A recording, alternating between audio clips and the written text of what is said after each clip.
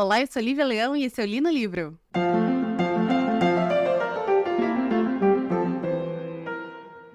Como estamos, senhoras e senhores? Eu estou bem, confesso que estou de bom humor, porque o livro que eu trouxe hoje é um livro que eu gostei muito de ter lido, é um livro muito divertido, e a gente está aí numa crescente de livros bem divertidos, então estou de bom humor. O livro em questão se chama Mickey 7 ou Mickey 7. É um livro de 2022, escrito por um cara chamado Edward Ashton. E, infelizmente, é um daqueles autores novos, né, recentes, então não tem muita informação sobre ele, só informação que você encontra ou no próprio livro, ou informação que você encontra no site pessoal, enfim. Ele é um escritor norte-americano, é professor de física quântica para alunos de uma graduação em uma universidade do norte dos Estados Unidos. Ele mora no norte do estado de Nova York, para ser mais exata. Sempre foi o hobby dele escrever, e como ele é um professor de física, acredito que ficção científica tenha sido, então, sua principal paixão, porque eu gosto de saber mais sobre como os autores chegaram onde chegaram, sabe? Tipo assim, e aí? Qual foi as influências da sua vida pregressa para a escrita desse livro? A gente vai falar sobre esse livro. Tem, por exemplo, citação a Alice no País das Maravilhas. Citação não, alusão, né? A Alice no País das Maravilhas. E aí, o seu pai lia pra você, sabe? Então eu fico muito curiosa. É porque eu sou fofoqueira, né? Então eu fico muito curiosa com esses pormenores. E eu não tenho isso do autor. Então, Edward Ashton, espero que você tenha uma grande carreira aí para que um dia você ganhe uma biografia, uma página do Wikipedia, um fã-clube, enfim, alguma coisa que me dê mais informações sobre você. Mas então vamos lá. Esse livro é mais um livro daquela lista do Dylan Nogari que eu falei para vocês, né, sobre futuras adaptações. A gente vai falar sobre a adaptação que esse livro está sofrendo pelas mãos de ninguém mais, ninguém menos do que Bong Joon-ho, que é o mesmo cara que fez Parasita. Essa adaptação era para ter saído esse ano, mas aí, por motivos internos à Warner, que é quem está fazendo a adaptação, passou essa adaptação para janeiro de 2025, o que eu fico um pouco apreensiva, porque é uma janela de descarte, que a gente chama, né? Janeiro, fevereiro, que passou o período de premiação, que você tem até uma data para lançar os seus filmes até, acho que novembro, se não me engano, para ser considerado para o Oscar, para as premiações do ano seguinte.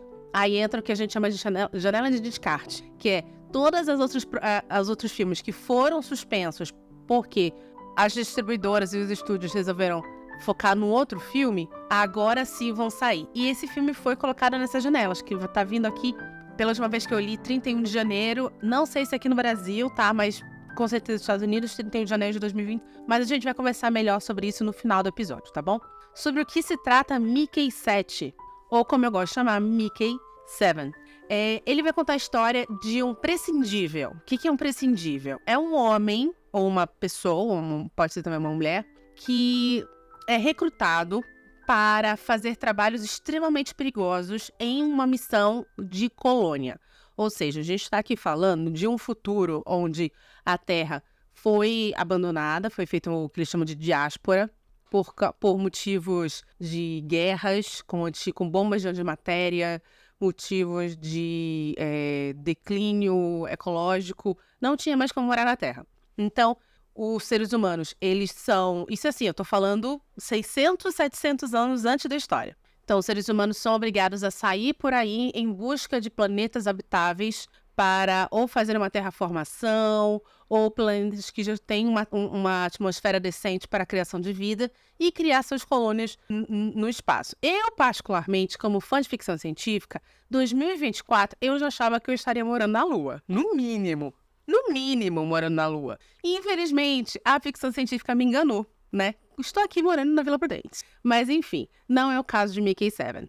E aí, o que acontece é que essas missões, elas são missões extremamente perigosas, porque Nós estamos falando de distâncias de anos-luz, 8, 20, 30 anos-luz de distância entre galáxias, entre planetas. Galáxias não, né? Entre sistemas, entre planetas. Então, quando você chegar lá, por mais que você tenha meios de estudar uma atmosfera de um planeta, estudar as características de um planeta, quando você chegar lá, né, para botar a sua barraquinha, o negócio é complicado, o negócio é diferente. Então, é necessário que durante o percurso e também quando chegue lá, ações extremamente perigosas sejam executadas. E para isso você tem um prescindível, que é uma pessoa que está disposta a morrer fazendo essas coisas. A grande diferença é que no momento que essa pessoa morre, é criado um clone dessa pessoa, né? Então, toda a personalidade dessa pessoa é introduzida naquele clone e esse clone acorda,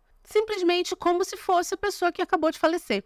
No caso, então, já que vocês são criaturas pensantes, vocês já perceberam que o Mickey em questão aqui no livro, ele é a 7ª versão do original, né? Então, você tem o original e tem mais 6. Então, já houveram pelo menos 6 mortes anteriores a ele. Algumas ele lembra, onde ele foi até obrigado, que ele chama para fazer o upload da consciência, né? Da memória. Algumas mortes ele lembra, outras mortes ele não lembra, mas mostram para ele, mas ele tem a plena noção que ele é um clone e ele sabe que ele se inscreveu propositalmente para ser um clone e para sofrer essas mortes que, em sua grande maioria, são extremamente violentas. E por que ele resolve, então, se inscrever para isso, né? Entrar nessa missão? Ele resolve porque ele tá com dívida de jogo, gente. Ele jogou muito jogo do Tigrinho, né? Ele jogou muito jogo do Tigrinho, não ganhou, mas não depositaram dinheiro para ele, né? A Blaze não depositou. E aí ele precisou fugir da colônia que ele nasceu, que se chama Midgard. Piadas à parte, não tem jogo do Tigrinho, obviamente, mas sim, ele tá com dívida de jogo, ele apostou tudo, que um amigo dele ia perder um jogo e não perdeu, e ele ficou extremamente endividado com esses gangsters, e aí, para fugir de um destino horrendo na mão desses gangsters, ele resolve, então, se tornar um prescindível. A história começa... Eles já tiveram o período de 8 anos de anos-luz de viagem para este novo planeta que eles se encontram. A colônia original se chamava Midgard e esse planeta atual se chama Niflheim, que é um dos 9 reinos, né, da árvore Yggdrasil, que é lá da mitologia nórdica. Aliás, assim como Midgard também é da mitologia nórdica, né, é o reino que seria o reino da Terra, né, dentro da mitologia nórdica. E o nome da nave é Drakkar, que é aquela embarcação viking que os vikings usam, uma embarcação clássica que os vikings usam para, então, aos poucos irem dominando todo o litoral de boa parte... todo o litoral de boa parte é foda, né? Mas, enfim, boa parte do litoral do Oceano Atlântico, né? Então, quando você joga, por exemplo, no Google, expansões vikings, você vai ter viking dominando o litoral do Mar da Noruega, do Mar do Norte, da própria América do Norte, a gente tem viking na Groenlândia, enfim. Então é bem bacana. Eu entendo pouquíssimo disso, mas é um fato, principalmente quando você pega livros que contam a história dos vikings contra os anglo-saxões, enfim, você tem histórias já contra os vikings, até contra o próprio Império Romano, você consegue entender um pouquinho sobre isso. É bem bacana, a gente tem vários autores que falam sobre isso. Bernard Crowell fala muito sobre isso, ele tem toda uma série de crônicas anglo-saxões falando sobre esse grande embate, que, se eu não me engano, durou 14, 15 anos, que é da invasão viking dentro da Bretanha. Então, o pouco que eu sei sobre isso vem daí. E voltando ao nosso Mickey 7, por que esse planeta se chama Niflheim? Porque é um planeta, para quem não sabe, é o reino das sombras, do frio, do gelo, que é dominado por monstros horrendos. E é meio que exatamente isso que você tem nessa colônia. É um planeta extremamente frio, um planeta coberto de neve e com rastejadores, que são essas criaturas meio meio insetoide, que são super agressivas e tal. Aliás, uma das coisas que eu gostei desse livro de cara, assim, é que esse livro, ele tem um pouquinho de vários outros grandes livros de ficção científica mais modernos. Você tem um pouquinho de Perdido em Marte nele, você tem um pouquinho de Tropas Estelares nele, você tem também questões que são trazidas em uma outra obra que não é de literatura, é um filme chamado Moon, que eu adoro, que é do Duncan Jones, o diretor, que é, por sinal, filho do David Bowie, né? Que é a história de um astronauta que descobre que ele, na verdade, é um clone e que ele já morreu várias vezes e cada vez que ele morre, um novo clone no dia seguinte nasce. E é meio que isso que vai acontecer aqui com o nosso Mickey 7.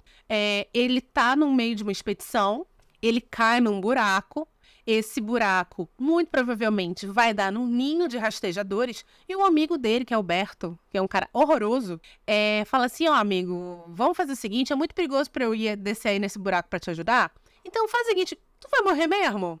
Morre aí, amanhã tu acorda, lá no teu novo corpo acorda e tá tudo certo. E ele fala assim, mas meu querido, faz 6 semanas que eu não faço upload da minha memória. O meu corpo o Mickey 8 vai acordar e simplesmente ele não vai saber o que aconteceu por 6 semanas. E aí o Berto fala assim, tudo bem, não aconteceu nada de muito importante nessas 6 semanas mesmo, então deixa pra lá. O que o Berto não sabe é que durante essas 6 semanas, o Mickey está tendo uns sonhos meio estranhos, uns sonhos meio complicados que a gente vai discutir na segunda parte desse episódio. Mas enfim, o Mickey então fica lá, ok, né? Nasci pra morrer, nasci para morrer como todos nós. Então vamos lá, bem-vindo à morte novamente. Só que o que acontece é que o Mickey 7 não morre. Ele é salvo por uma dessas criaturas. E literalmente ele é salvo. Ele tá machucado, ele tá andando nos túneis que são criados por essas criaturas, que são criaturas insetoides gigantescas. E aí, do nada, uma delas captura ele e em vez de comê-lo, ou matá-lo, destroçá-lo, ela leva ele até a superfície. Mais precisamente, muito próximo de onde fica a cúpula, que é a colônia deles, né? E quando ele volta, adivinha quem tá na cama dele? O Mickey 8. Então você, na verdade, tem vários conflitos dentro do livro. O primeiro conflito é esse, né? Você tem um amigo que, por mais que seja amigo, sua vida é tão descartável que tudo bem ele deixar você pra morrer. Você tem o conflito de você agora ter 2 Mickeys ao mesmo tempo naquele local. Você tem o conflito de chegaram nesse planeta, não perceberam que esse planeta era extremamente frio, extremamente gelado, não tem comida para todo mundo. Você tem o conflito de, estamos sendo atacados por uma criatura insetoide, um povo insetoide, mas ao mesmo tempo, eu fui salvo por quê? Entendeu? Então tem várias coisas muito interessantes que são explicadas bem no começo do livro, que é um livro, por sinal, que eu gostei muito de ler. É um livro curto, é um livro de umas 350 páginas. E eu gostei muito de ler porque a escrita do Edward Ashton é muito boa, é muito fluida, é muito rápida, é uma escrita concisa, é uma escrita tranquila. Porém, ele usa um artifício muito legal para a criação de mundo, que é o Mike. Ele é uma criatura que ele não tem muito o que fazer, né? Ele gosta muito de ler porque ele não tem muito o que fazer lá na colônia. Isso acontece porque na colônia que ele mora existem os natalistas. Aliás, não só na colônia, né? É uma coisa meio que durante todo o mundo de onde ele vem. Que são pessoas que são contra os prescindíveis. Eles acham que o prescindível, ele não tem alma. Então, é uma pequena abominação para eles. Logo, junto também com o fato de que, daí que você tá arriscando sua vida, tu vai morrer, vão te criar de novo. Então, tá tudo bem. Existe uma banalização da morte a respeito do Mickey. Então, as pessoas não gostam muito dele. As pessoas não falam muito com ele, né? Então, você tem essa questão da religião.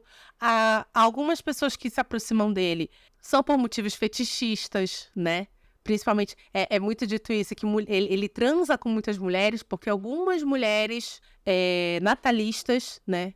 Que olham para ele e acham ele uma abominação, querem transar com ele porque é como se ele estivesse transando com uma criatura sem alma.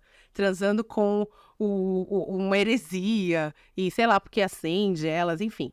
Então, devido a isso, ele não é a pessoa mais popular daquela nave, né?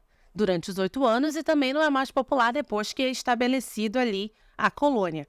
Por causa disso, ele fica muito tempo sozinho lendo. E ele lê muito sobre o quê? Sobre a história da diáspora, a história das colonizações, outras colônias, as que deram certo, as que não deram.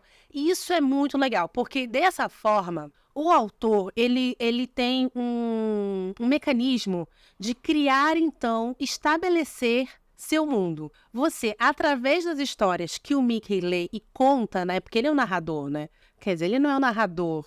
Não é, ele é o narrador. Das histórias que o Mickey conta, você vai entender quais são os tabus daquela sociedade, como aconteceu a diáspora, os principais conceitos físicos que estão ali por trás daquele mundo de ficção científica. Você entende sobre fetiche, sobre religião, conceitos da própria história que vão ser discutidos durante a história, como, por exemplo, o navio de Teseu, que é um experimento que levanta a questão que, se eu tenho algo e todas as partes desse algo foram substituídas, aquele algo continua sendo a coisa original, né? Então, eles usam o navio de Teseu, né, que durante a Odisseia, como esse grande exemplo. O navio todas as partes do navio foram substituídas durante o período que Teseu ficou longe de Ítaca. Então, quando o navio volta, ele ainda é o mesmo navio ou é outro? E isso é, obviamente, uma grande alusão à própria clonagem. Se aquele corpo foi substituído, ele continua sendo o Mickey 7 ou não? No caso, o Mickey, né? Ele continua sendo ou não? Ou é uma outra pessoa, né? Então, todos esses conceitos são postos dessa forma. Isso traz para mim, tá? Ritmo, consistência, isso faz com que esses conceitos sejam apresentados de uma maneira mais orgânica, para mim como leitora.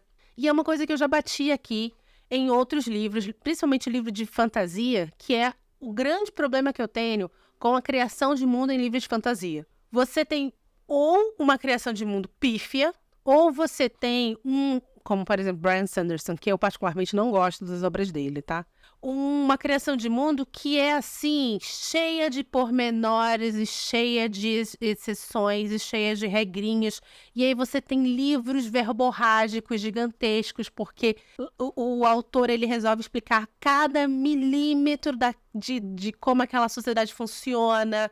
E é uma sociedade e são detalhes que não são realmente relevantes para a história. E aí você tem livros de 700, 800 páginas que tem um problema de ritmo muito grande, entendeu? Aqui você não tem isso. Todos os conceitos apresentados são conceitos que são apresentados, já tinham sido propostos na história através da narrativa natural dela e depois são aprofundados através dessas leituras do Mickey. E sem citar que a forma como é colocado faz com que esses conceitos sejam dados de uma maneira muito clara e aquilo. E tudo que é dito no livro vai ser, em algum momento, referenciado. Então, isso é muito legal da história. Para mim, funciona muito bem a forma com que esse autor resolveu colocar esses conceitos na história e, enfim, só deixou o livro mais rico e a leitura mais divertida para mim. Aliás, uma das questões que são colocadas no livro é, por exemplo, a diferença entre a pirataria, né, e a colonização. Até que ponto aquelas pessoas estão indo ali realmente para colonizar, para criar uma nova existência, para criar uma nova sobrevivência, e as pessoas estão indo ali só para roubar, só para extrair, entendeu? É uma das coisas que são colocadas no livro, tanto que a primeira nave da diáspora que sai para procurar um novo local para os seres humanos nascerem é chamada de Qinshi, que é o nome de uma pirata mulher da China.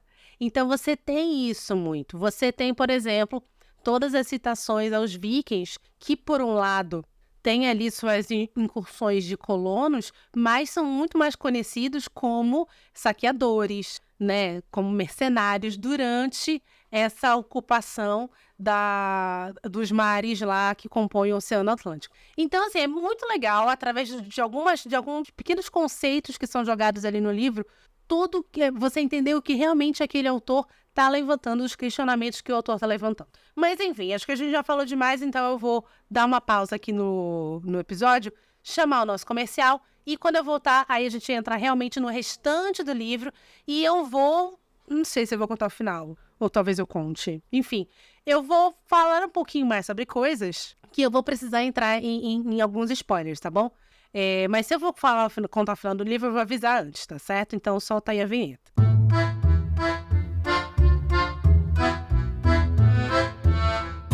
Opa! Já já o episódio continua. Mas antes, queria te lembrar que o Li no Livro é um podcast independente e sem patrocínio. Então, preciso da sua ajuda. Clica no botão de compartilhar e compartilhe esse episódio com seus amigos e nas suas redes sociais. Me ajuda muito. Obrigada! Pois muito que bem.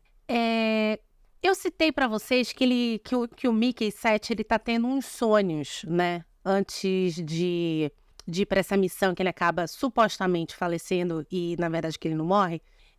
Ele tá tendo esses sonhos e é por esse motivo que ele não tá fazendo o upload da consciência dele. E sobre o que são esses sonhos? Ele está sonhando com uma lagarta, no melhor estilo Alice no País das Maravilhas. E ele tenta se comunicar com essa lagarta e essa lagarta tenta se comunicar com ele, mas eles não não conseguem se falar. Lembrando que as criaturas que moram nesse planeta, eles são meio insetoides, mas na verdade eles são como se fossem centopeias, né? Eles têm muitos braços, têm um corpo muito, muito comprido e tal. Que de alguma forma ou de outra acaba lembrando um pouquinho a lagartinha lá do Alice do País das Maravilhas, que é também a lagarta que ele acaba sonhando. Essa lagarta, ela tem um nome dentro do Alice no País das Maravilhas, que é Absolém, Absalão, uma coisa assim. E fazendo pesquisa aqui sobre o livro, porque eu fiquei muito encucada, não é possível, fiquei pensando assim, não é possível que o autor tenha colocado isso apenas para fazer uma alusão aos insetos em formato devido ao seu corpo, tem que ter mais coisa ali. Muitas coisas vieram à tona quando eu comecei a fazer a pesquisa sobre esse personagem em si. Muitas pessoas falam que esse personagem em questão, ele existe para questionar, dentro da história do Alice no País das Maravilhas, a própria identidade da Alice, né? Quando ela fala para Alice, mas quem é você? Eu não sei, porque eu nunca li Alice no País das Maravilhas. Mas existe esse questionamento, né? E aí faz sentido dentro da história. Porque quando você faz principalmente alusão ao navio de Teseu, você tá questionando o Mickey. Mickey, quem é você? Você é aquele cara que fez dívida de jogo e precisou sair correndo de Midgard? Ou você é uma completa e nova pessoa? Quem é você? Quem é você como indivíduo? Não quero saber quem é você como construção biológica. Eu quero saber quem é você como indivíduo. E isso é muito interessante dentro da história. Outra coisa que as pessoas falam sobre esse personagem dentro do Alice no País das Maravilhas é que ele é um personagem que está ali para guiar a Alice, né? Está ali para guiar sobre, a grande maioria fala sobre as metáforas da puberdade, as transformações da puberdade, tanto que é através desse personagem que a Alice vai comer lá o negocinho que vai fazer ela crescer, vai fazer ela diminuir e tal. Mas que também é um guia para Alice dentro da história. O que acaba meio que sendo isso aqui também dentro da história do Mickey 7. O fato que ele não consegue se comunicar com aquela lagarta pode também ser fazer uma alusão a ele não saber quem ele é e também não está conseguindo encontrar seu próprio caminho. Quando você descobre quem você é, você ali então começa a trilhar o seu próprio caminho como indivíduo, algo que ele não está conseguindo por enquanto. Achei isso muito, muito bacana dentro do livro. Mais uma vez, é um livro muito divertido de se ler, gente. É um livro muito, muito divertido. Enfim, existem então várias pequenas aventuras que ele vai viver, principalmente quanto a problemas que ele tem de embate com o Mickey 8, que aí você tem aí, de uma maneira indireta a resposta, não, Mickey 7 e Mickey 8 não são a mesma pessoa, eles são pessoas muito diferentes, são personagens claramente diferentes, que acreditam em coisas diferentes e tomam atitudes mediante a mesma situação, atitudes diferentes. Existe, então, toda uma situação com uma outra personagem do livro, que é uma mulher da segurança que vai descobrir que eles são, que você tem 2 Mickeys na estação. Você tem a namorada do Mickey, que é a Nasha, que também vai descobrir. E aí eu acho muito legal, porque eles resolvem fazer um threesome. Eles resolvem fazer um sexo a 3 ali, 2 Mickeys e ela. E aí eles são descobertos. E aí, meu Deus, abominação. Mas tem um monte de mulher que transou com ele pelo esse mesmo motivo. Então são coisas muito... São pequenas situações, pequenas aventuras que ele vai vivendo. E cada vez mais que ele vai ver nessas aventuras, ele vai se ferrando com o Marshall, que é o grande comandante da estação, que detesta o Mickey, porque o Marshall é natalista. Até que então, o Marshall resolve pegar tanto o Mickey 8 quanto o Mickey 7, e Mickey 7, Mickey 8 é ótimo. Enfim, tanto os 2 Mickeys, e botar na mochila deles uma bomba de antimatéria. A antimatéria é a forma com que o combustível daquela colônia inteira, né? Foi da forma com que a nave conseguiu chegar ao novo planeta e essa colônia conseguiu se estabelecer.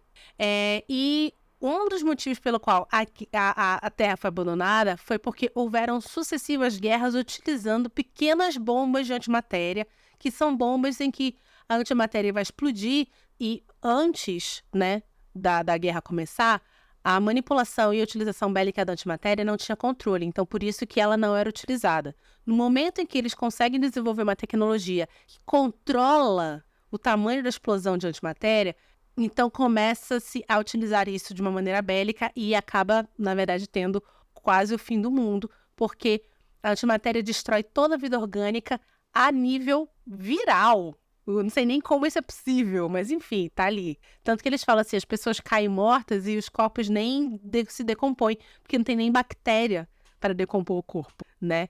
Então, o que acontece? O Marshall pega 2 bombas de antimatéria, coloca uma em cada mochila dos Mickeys e manda os Mickeys para dentro do covil dos rastejadores, que são essas criaturas que moram ali, moram naquele planeta.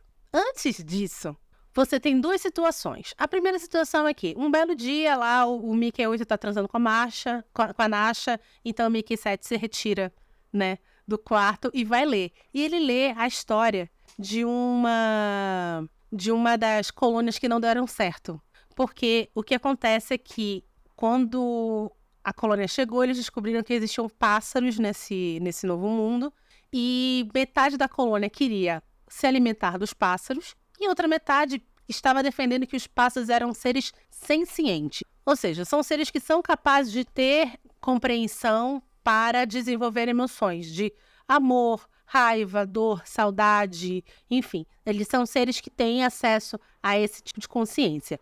E aí houve uma grande briga e não deu certo essa colônia. Essa é a primeira situação que é contada antes deles irem para cometer o genocídio, entre aspas, desses animais que existem aí nessa colônia que eles estão. E a segunda situação é que o Mickey 6 tinha falecido também, sendo morto por rastejadores, e os rastejadores tinham ficado com o ocular dele. O que é o ocular dele? É um dispositivo colocado dentro do olho em que você consegue ler na sua visão, né, direto na sua visão, algum, sei lá, chat, mensagem, coisas desse tipo. E aí o Mickey 7 que foi salvo pelo rastejador, começa a receber umas mensagens que não faz muito sentido. Ele, no começo, pensa que é o Mickey 8. Eu, como leitora, já sabia que não era. Só que eu tava desenvolvendo umas outras teorias, pensando assim, mano, quer ver que isso daí é a teoria esse cara, quem tá entrando em contato com ele talvez seja o cara que criou a tecnologia dos clones, mas aí depois eu larguei essa teoria. Aí depois eu pensei assim, quer ver que o Mickey 6 não tá morto, tá vivendo lá com os rastejadores, mas também depois eu larguei essa teoria. Até que vem, então, a definição de que Quem estava entrando em contato com eles eram os próprios rastejadores, porque os rastejadores eram seres sencientes. E o Marshall, que era o cara lá, o comandante da colônia, já sabia que eles eram seres sencientes. Aliás, não só que eles eram seres sencientes, que eles são seres de consciência coletiva. E eles, por exemplo, acabavam matando seres humanos porque na cabeça deles, assim como sou composta por milhões de criaturas, é uma consciência composta por milhões de criaturas. Perdi uma, tudo bem. Na cabeça deles, os seres humanos também eram assim. Então, eles não atacavam seres humanos e matavam por maldade, porque na cabeça deles é o conceito, é a única forma existente de consciência. E aí, quando o Mickey 7 descobre isso, ele fica em choque. Ele fala assim, peraí, então vocês estão mandando a gente para cometer genocídio. E é um tabu dentro da sociedade que eles vivem, a utilização de bombas de antimatéria para matar outras criaturas, porque, devido ao histórico da Terra, isso aconteceu. A utilização de antimatéria como arma bélica foi tão difundida que praticamente destruiu o planeta. Então, existe esse tabu. Assim como existe o tabu, por exemplo, de ter muitos múltiplos da mesma pessoa, porque o cara que criou essa tecnologia fez vários clones de si mesmo e utilizou isso como forma também bélica. Enfim, histórias da construção do mundo. E o Mickey fica muito ofendido. Fala assim, não, peraí, vocês estão mandando a gente cometer genocídio. E é aqui que a gente tem a definição que o Mickey 7 e o Mickey 8 não são a mesma pessoa. Porque enquanto o Mickey 7 fica enojado com essa situação, o Mickey 8 fala assim, não é genocídio se não é contra a pessoa, né? É contra uma criatura. Mas tem consciência. Mas e daí? Entendeu? Então, você claramente vê que não são a mesma pessoa. E aí acontece que eles vão, o Mickey 7 não tá confortável, mas tá indo. O Mickey 8 acaba sendo morto pelas criaturas e o Mickey 7 fica sozinho ali no meio delas. E ele consegue, então, se comunicar. Aqui, a gente pode ter várias interpretações. Porque você pensa assim, mas por que eles mataram o Mickey 8 e não mataram o Mickey 7? Lembra que o Mickey 7, eles já estavam tentando em contato com ele. Quando ele encontra a criatura pergunta para ele, através do ocular, né? Você é o principal? Você é o primordial? É como se ele fosse assim, você é o original? Você é o primeiro da sua espécie? Você é o líder da consciência? Tem isso. E 2, você lembra que eles já estavam tendo... Ele já estava tendo, antes de toda a situação dele cair no buraco, do amigo dele não querer ajudá-lo, todo mundo achar que ele morreu, criar o Mickey 8, mas ele volta. Antes de tudo isso, ele já estava tendo sonhos premonitórios, entre aspas, sobre a lagarta. Então, tudo isso meio que leva a crer de uma maneira quase mística, não muito bem explicada, tá? Mas quase mística, de que é por isso que esses seres de consciência coletiva sencientes escolhem é foda, né, Lívia? Escolhem o Mickey 7 para ser seu porta-voz. E aí eles conversam e ele meio que explica qual é o conceito de consciência individual. E ele explica assim, olha, a gente precisa sobreviver. E ele conta tudo, ele fica horas conversando com a criatura. Ou no caso, com todas. E aqui eu vou acabar contando o final. E aí, por causa disso, ele meio que, então, sela a paz entre as criaturas e os caras lá, os seres humanos. E uma coisa que ele fala que é muito certa, ele conta a história também antes disso de uma outra colônia que deu certo, onde também se encontraram criaturas já morando naquele planeta e mesmo assim os seres humanos não entraram em conflito com essas criaturas. Que ele fala assim, as primeiras criaturas que foram encontradas 20 anos depois de que a colônia chegou e se estabeleceu. Então, os primeiros anos, que são os mais críticos, que é onde você não tem comida, que é o caso deles, né? Não tem comida porque é um local muito frio, tal.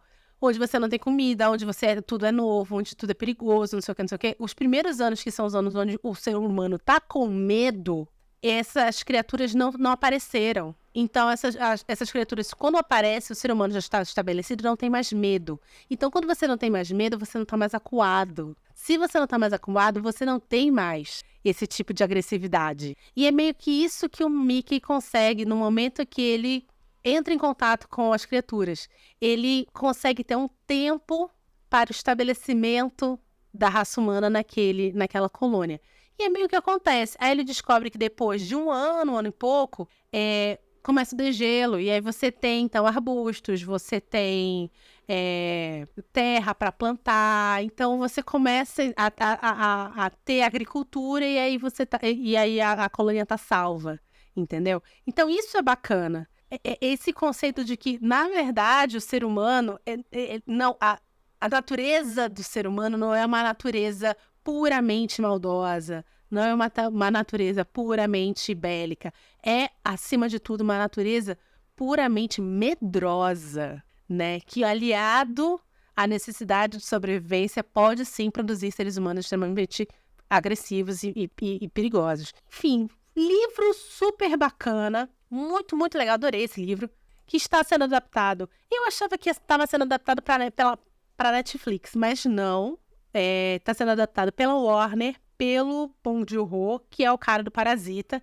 E eu vou ser muito sincera, aliás, quem vai viver o Mickey 7 é o Robert Pattinson. Tem até foto dele já, como o Mickey 7 não tem trailer nem nada, mas já tem foto. E eu, particularmente, acho que não existe diretor melhor para fazer essa adaptação, tá? Não acho que existe. Porque, por 2 motivos. O primeiro motivo se chama O Hospedeiro, o segundo motivo se chama Okja.